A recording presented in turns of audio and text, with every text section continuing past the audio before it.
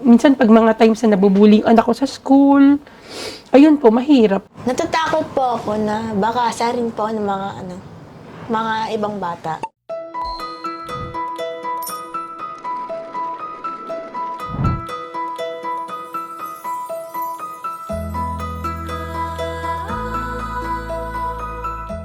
Tinap po ako ng mga kakilala ko din dahil alam po nila na nagtatrabaho yung asawa ko sa ibang bansa. Kaya pina-join po kami dun sa organization ng OFW. Si Miley po kasi parang simula grade 4, grade 5, naging mahiyain siya. So pag may mga ano sa school, ayaw niyang sumali.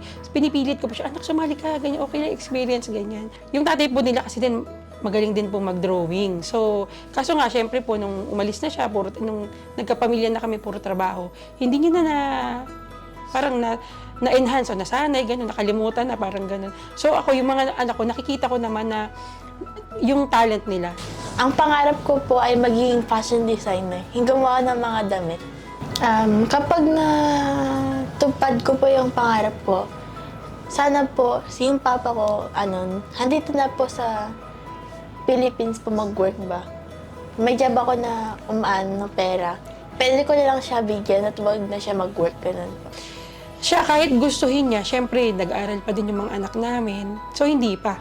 Kaya, nagtsatsaga siya doon. So, kahit po ako din, gusto ko na umuwi na siya, kailangan pa na mag-work siya. Kasi ang hirap po ng trabaho dito Saka, lalo na pag may mga sakit yung mga bata. Ang hirap po yung aligaga ka, hindi mo alam yung gagawin. Ako lang nandito. Tapos pag may mga biglaang desisyon, syempre, nasa work siya, hindi ko rin siya matawagan.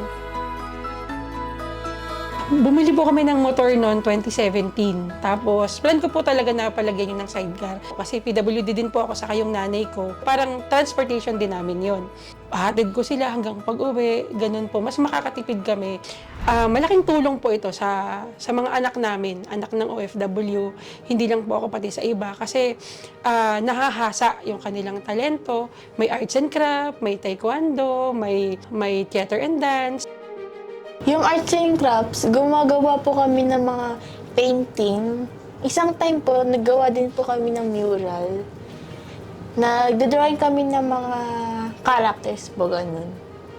Palang nag-acting kami, palang yung picture perfect. Nakakatulong po sila sa mga anak po ng OFW, ganun. Na mas pinapapunta po sa mga social circles po. Marami po pong nakilala na kaibigan po ganun. Magmapagod si Mayor, nagawa ng mga ganitong proyekto. Kami naman pong mga pamilya ng OFW, waiting pa po kami doon sa ibang programa ni Mayor Joy na ilulunsad po para sa mga pamilya ng OFW. Sana po, rumami po yung mga program. Mga non-physical palang sports po. Lumalakas po yung sociability ng isang bata po. Thank you po kay Mayor Joy kasi hindi lang po yung mga nangangailangan yung tinutulungan niya. Kahit po sasabihin natin na OFW, may malaki ang kita, ganyan, pero hindi rin naman po. Pero andyan po si Mayor Joy. Problema, hindi lang yung pera. Minsan, may mga OFW po, yung anak nila naiwan dito na naligaw ng landas, na bumarkada, hindi na nagpatuloy ng pag-aaral.